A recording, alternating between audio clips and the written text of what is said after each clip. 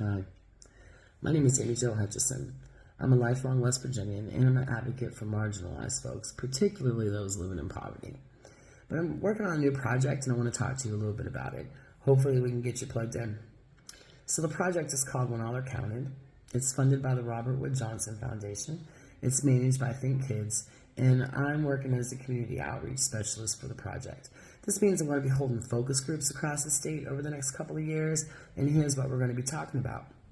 We're going to be talking about healthcare, right? And which services are accessible and affordable to you, because we know that that often depends on who you are and where you live. We also know that what you know, what the public knows about public health issues that affect you and your communities is also often dependent upon who you are and where you live. And in a state like ours here in West Virginia, where the population is mostly white, most of the health-related data that's collected and shared is focused on the majority population, on white folks. Marginalized populations have historically been described as statistically insignificant, and data affecting their specific healthcare needs is often not collected, it's often not shared, or it's not used to improve the way that information is reported or to improve the systems to keep everyone healthy. Think, for example, about the water crisis on the primarily black communities and the effect in Flint, Michigan, right?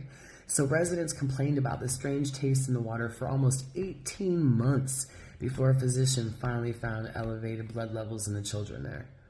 Or we can think about the discrimination and the homophobia that fueled the HIV epidemic in the 80s.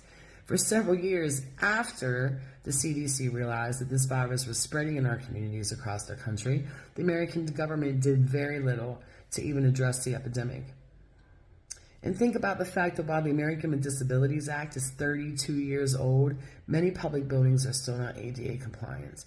Sometimes this is reported to the state. There is a formal complaint process for that, but compliance is rarely enforced. So imagine the isolation many disabled West Virginians feel, especially because they're living in the state with the largest disability population in the nation, but yet so few public buildings are not accessible to them.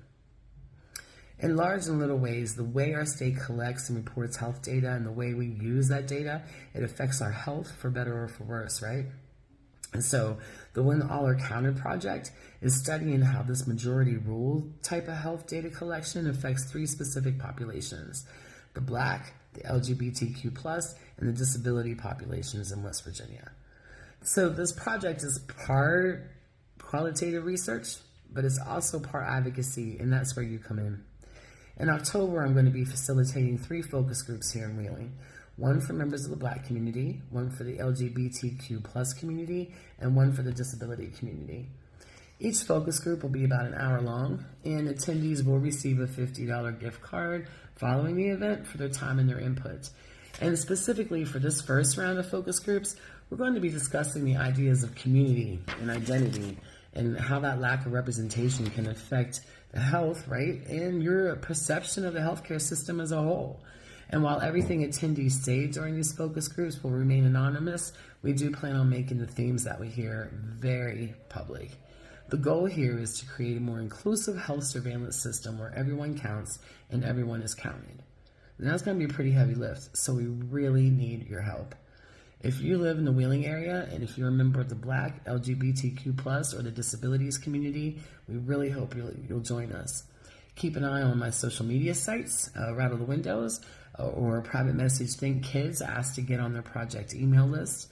We'll send you dates and times of events around the state, as well as as the project progresses, we'll keep you up to date. And even if we don't end up holding an event in your city, there will be lots of other ways for you to share your stories and your experiences with us. We want to listen and we want to learn so that together we can create a more equitable and a more healthy West Virginia.